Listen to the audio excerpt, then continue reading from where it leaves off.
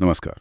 आज हम artificial intelligence यानी एआई पर थोड़ी गहराई से बात करेंगे और देखेंगे कि ये हमारी ज़िंदगी को अलग अलग हिस्सों में कैसे बदल रहा है। हमारे पास एक विश्लेषण है, एआई जीवन के विभिन्न क्षेत्रों में एक क्रांति। इसी पर हम आज चर्चा करेंगे। बिल्कुल। मकसद यही है समझना कि एआई कैसे हर जगह अपनी पकड़ बना रहा है। तो चलिए शुरू करते हैं। देखिए, रोज़मर्रा की ज़िंदगी में तो हम इसे देखते ही हैं। फ़ोन में सिरी या गूगल असिस्टेंट, नेटफ्लिक्स के सुझाव, ये सब एआई ही तो है। हाँ, वो तो है, पर इसका असर इससे कई ज्यादा गहरा है। अगर हम स्वास्थ्य सेवाओं की बात करें, हाँ, तो एआई बीमारियों का पता लगाने में क्रांति ला रहा है। अक्सर बहुत शुरुआती स्टेज में और ज्यादा सटीकता से, जैसे कैंसर हो गया या डायबिटीज। सटीकता बढ़ रही है। बिल्कुल, सटीकता और जल्दी पता लगना दोनों। और इससे भी आगे बढ़कर ये नई दवाएं खोजने की जो प्रक्रिया है, उसे भी बहुत तेज कर रहा है। और जो सबसे दिलचस्प बात है शायद, वो है व्यक्तिगत इलाज की संभावना। व्यक्तिगत इलाज मतलब एआई किसी मरीज की जेनेटिक जानकारी, उसकी मेडिकल हिस्ट्री, इन सब को समझकर खास तौर पर उसी के लिए, उसी के शरीर के हिसाब से इलाज तैयार करने में मदद कर सकता है। अरे वाह, ये तो कमाल है ना? सोचिए, ऐसा इलाज जो सिर्फ आपके लिए बना हो। अच्छा, ये तो स्वास्थ्य की बात हुई। और अगर हम उद्योगों और बिजनेस की तरफ देखें तो ऑटोमेशन की बहुत बात होती है। हाँ, ऑटोमेशन मतलब मशीनें और सॉफ्टवेयर एआई की मदद से खुद काम कर रहे हैं। ये मैन्युफैक्चरिंग से लेकर लॉजिस्टिक्स तक सब कुछ बदल रहा है। और ग्राहक सेवा में चैटबॉट्स तो अब आम हो गए हैं। हाँ, वो 24/7 वाले। बिल्कुल, 24/7 सहायता। इससे कंपनियों का रिस्पॉन्स टाइम बहुत तेज हो गया है। लेकिन क्या ये सिर्फ काम तेज करने तक ही है या कुछ और भी है? नहीं, इसका एक और बहुत बड़ा पहलू है, बिग डेटा एनालिसिस। अच्छा, बिग डेटा। हाँ, कंपनियां जो इतना सारा डेटा इकट्ठा करती हैं, एआई उसे खंगाल कर ऐसे पैटर्न्स और कस्टमर बिहेवियर समझ पा रहा है जो पहले पकड़ना नामुमकिन सा था। इससे उन्हें बेहतर बिजनेस निर्णय लेने में सीधी मदद मिल रही है। सही। अच्छा, और शिक्षा के क्षेत्र में एआई का क्या रोल है?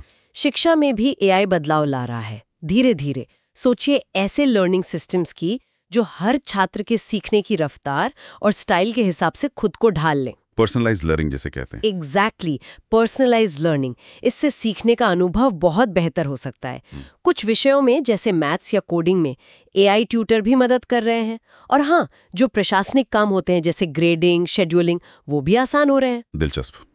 अब आते हैं रचनात्मक क्षेत्रों पर, मीडिया, मनोरंजन। यहाँ एआई क्या कर रहा है? यहाँ भी एआई अपनी जगह बना रहा है। कंटेंट बनाने में मदद कर रहा है, जैसे लेख लिखने में, डिजिटल आर्ट बनाने में। हाँ, मैंने सुना है संगीत और स्क्रिप्ट लिखने में भी। बिल्कुल, संगीत कंपोज करने से लेकर फिल्म स्क्रिप्ट तक तैयार करने में एआई का इस्तेमाल हो रहा है।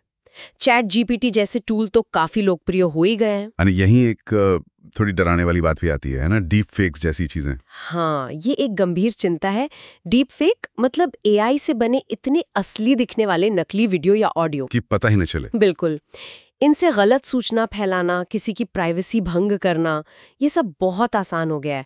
और ये पहचानना भी मुश्किल है कि क्या असली है, क्या नकली। सही कहा। अच्छा, सुरक्षा के लिहाज से एआई का क्या इस्तेमाल है? फायदे और नुकसान दोनों होंगे शायद? हाँ, दोनों पहलू हैं। साइबर सुरक्षा में एआई बहुत मददगार है। ये संदिग्ध पैटर्न पहचानकर साइबर हमलों को, धोखाधड़ी को इंसानों से कई तेजी से पकड़ सकता है।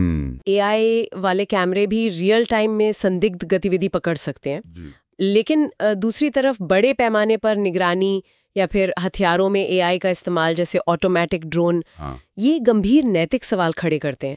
इनकी सीमाएं क्या हों, ये बहस का मुद्दा है। और इन सब तकनीकी बदलावों का हमारी अर्थव्यवस्था पर, नौकरियों पर क्या असर पड़ रहा है? असर तो बहुत बड़ा है और मिला जुला भी। एक तरफ तो जैसे हमने बात की, ऑटोमेशन से कई दोहराए जाने वाले काम खत्म हो रहे हैं, जिससे नौकरियों पर खतरा है। हाँ, कुछ नौकरियों पर खतरा तो है। लेकिन क्या नई नौकरियां भी बन रही हैं? हाँ, बिल्कुल बन रही हैं। एआई के साथ साथ नए करियर क्षेत्र भी तेजी से उभर रहे हैं, जैसे एआई एथिक्स, डेटा साइंस, मतलब डेटा का विश्लेषण करके जानकारी निकालना। अच्छा। Machine learning engineering. पर एक चिंता ये भी है कि कहीं एआई का फायदा सिर्फ कुछ लोगों तक ही ना रह जाए। इससे आर्थिक असमानता और बढ़ सकती है। सही बात है। और नैतिक पहलू, आपने पूर्वाग्रह और नियमन की बात भी की थी। हाँ, ये बहुत बहुत महत्वपूर्ण है। एआई सिस्टम बनाते वक्त अनजाने में उनमें सामाजिक पूर्वाग्रह आ सकते हैं। मतलब वो इंसानों जैसे ही पक्षपाती हो सकते हैं। अगर डेटा ही पक्षपाती हो तो? बिल्कुल, अगर ट्रेनिंग डेटा में ही बायस है तो एआई भी वैसा ही सीखेगा। फिर डेटा गोपनीयता का सवाल है। हमारा इतना सारा डेटा इस्तेमाल हो रहा है। हाँ, हाँ। तो इसीलिए अब इस बात पर बहुत जोर है कि एआई के विकास और इस्तेमाल के लिए जिम्मेदार नियम बने, गाइडलाइंस बने, ताकि इसका उपयोग सुरक्षित हो, निष्पक्ष हो।